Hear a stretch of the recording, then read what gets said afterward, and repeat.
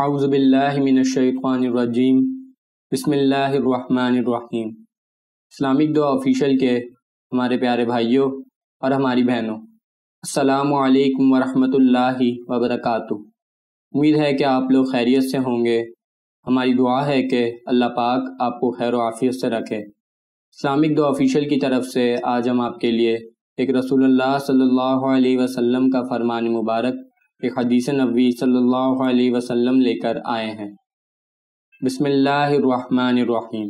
حضرت حسن رضی اللہ تعالیٰ عنہ سے روایت ہے کہ رسول اللہ صلی اللہ علیہ وسلم نے فرمایا، نمازی کے لیے 3 خصلتیں ہیں۔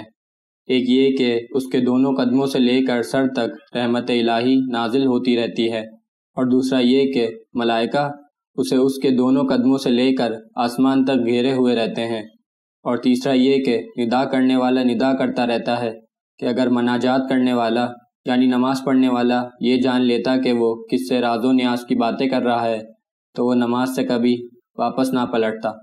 اللہ تعالی ہمیں خشوع و خضوع کے ساتھ نماز پڑھنے کی توفیق عطا فرمائے، اور رسول اللہ صلی اللہ علیہ وسلم کے ہر فرمان پر عمل کرنے کی توفیق عطا فرمائے۔ انشاءاللہ نیکسٹ ویڈیو میں ملاقات ہوگی، جب تک کے لیے اجازت، اللہ حافظ۔